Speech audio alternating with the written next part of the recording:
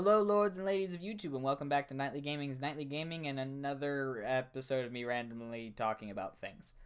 So, there's two things I want to talk about. I want to talk about the preseason changes in League of Legends, and I want to talk about the new League of Explorers expansion adventure for Hearthstone. So, starting out with the League of Legends preseason changes. I'm actually really happy with them for the most part. It's really opened up the meta. I mean, it happens anytime they make such fundamental changes. The meta opens up because there's not really a established good meta yet, just because there's so many changes. But overall, I feel like these changes have opened up the playstyles a lot in general. So assassins have become viable again because marksmen are just ridiculously powerful. So you need an assassin to get rid of that marksman. You have bruisers coming back in a big way. So things like I'm expecting to see a lot of split pushing champions like Jax coming back. Pantheon has been able to make a comeback, which one of my friends really loves to play Pantheon, so he's very happy about Pantheon being back.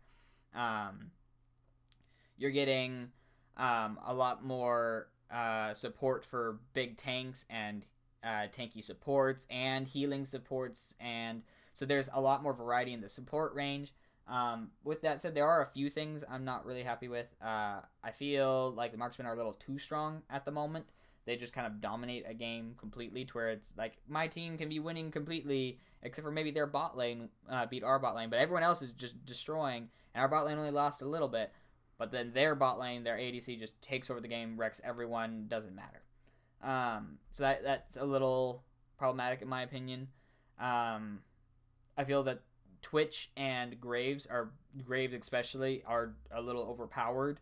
But maybe that's my personal experience. I've noticed Caitlyn's also doing really well. But overall, I still feel that they're good changes. I think they just need to bump back the marksman power a little bit more. Either or bump up everyone, some kind of tank resistance to them. Because I can understand having them being able to completely wreck, squishy targets and stuff like that. But when they can like 3-shot full tank mundos, it's ridiculous. So that's my biggest problem with that. I also don't really care for the vision changes. Being a support, it's really confused my build pattern. Like when I started before, my starting build would be a gold generation item, 2 health pots, which were usually biscuits, and then a green ward, as well as a warding trinket. Now I get my warding trinket, my gold generation, and then I either have to get 1 potion and a pink ward because they buffed up the cost of potions, or I have to go 3 potions. It just doesn't. It's very frustrating for me. It doesn't give me quite as much sustain when I'm playing tanky supports like Braum or something, where I might have to body block damage for my ADC, so I can't have those extra potions to heal me unless I sacrifice the vision. What I like to do is use my trinket to ward a side brush for side brush control, and then get us to push up a little bit and then ward in river, or if we're getting pushed in, ward in tri brush, so that way we can see any ganks that are coming. It's not really working anymore, so I've had to change up my build. The other thing is switching to sweepers feels much more awkward now, because there's not as many wards to sweep out. They're mostly pink wards, and not to mention everyone is buying pink wards now, so instead of sweeping, you can just drop the pink ward to see if there's any trinkets to clean out, or any wards to clean out in general. So sweepers doesn't feel as good. I'm doing it before. It used to be I get a sightstone, I switch to sweepers. Now I'm like, okay, I got sightstone, but sweepers isn't really helpful right now, so So then eventually I switch to sweepers later, around like, usually not till it can be upgraded. So usually I switch, not even at 9 though, I switch at like 10, or I switch at 11, somewhere in that level range. So the vision changes are iffy in my opinion. Rift Herald's an interesting change, but I don't see it being utilized a lot, at least at my elo. It prevents top laners from abandoning top lane, which is nice, but for the most part, people don't usually like actively pursue it. I've, at least in my experience. They will sometimes if they've got a push focused lane or or they have a good bully lane. Um, but a lot of people just don't bother from what I've seen. But yeah, no. Overall, I feel the changes are good for things in general. I enjoy the healing changes for like Sona is starting to feel like a good support again. Because of her AoE shield and heals, so she can use the masteries to buff her whole team up really well. Same with any other kind of shielding or healing champions. Blitzcrank does really well with a few of the more aggressive ADCs like Graves. You're seeing a lot more variety on who can go where. Whether it's who's going in the jungle now, like Graves' jungle is actually pretty decent. My friend's been playing that. It's not the best thing ever, but it's pretty good. Your clear is ridiculous.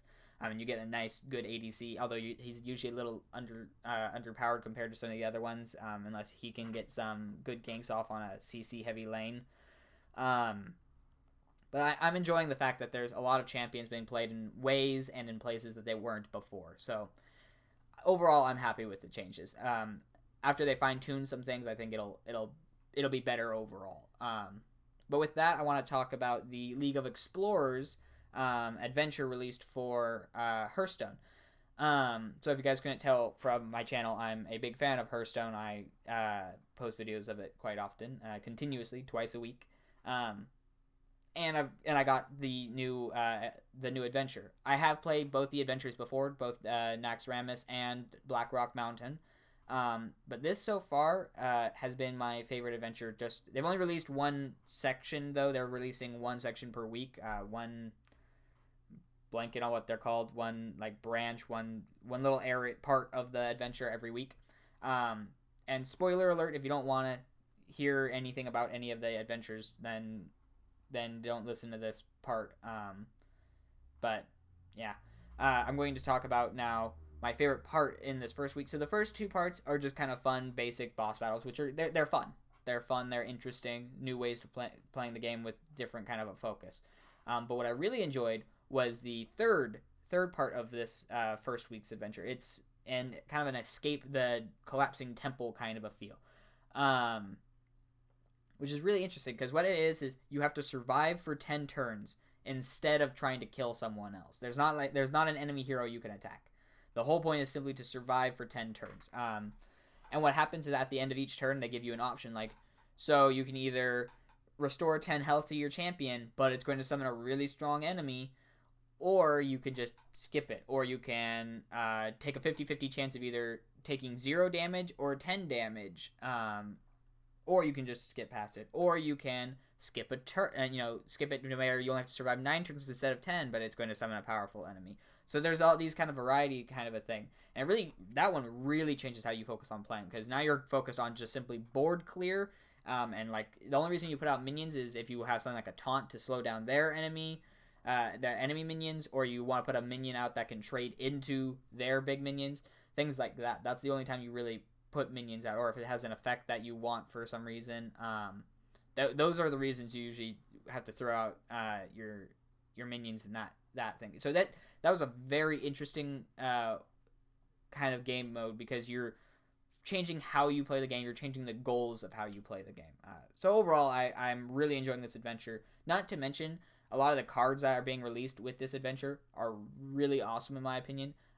They're going to create a lot of really fun decks. I don't think all of the fun gimmicky decks that I'm looking forward to might not necessarily become meta type decks. You won't see them in every single match, but they will definitely be strong enough to be able to compete at some level.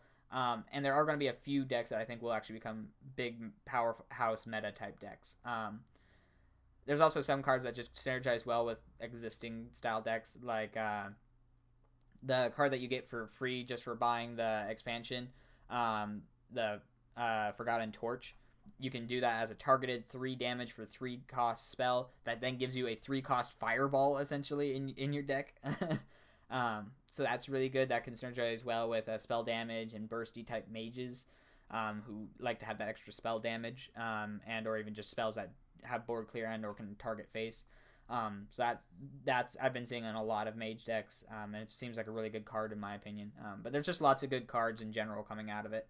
So I'm excited to see the other adventures and see how those go, as well as the kind of decks that come out of the new cards that are coming out. With that, I don't really have anything else to say about it. So if you guys have any opinions on the League of Legends preseason changes or the League of Explorers for Hearthstone, let me know in the comment section down below. Would love to hear your guys' thoughts and opinions. I'm usually pretty good at responding and having a good conversation back and forth. If you guys enjoyed the video, like it. I always like to know if you guys enjoy the videos I'm making, because I make videos somewhat for myself, but I also want to have them be enjoyable for what you guys like. So if you guys don't like this format, then let me know, and I'll switch it up.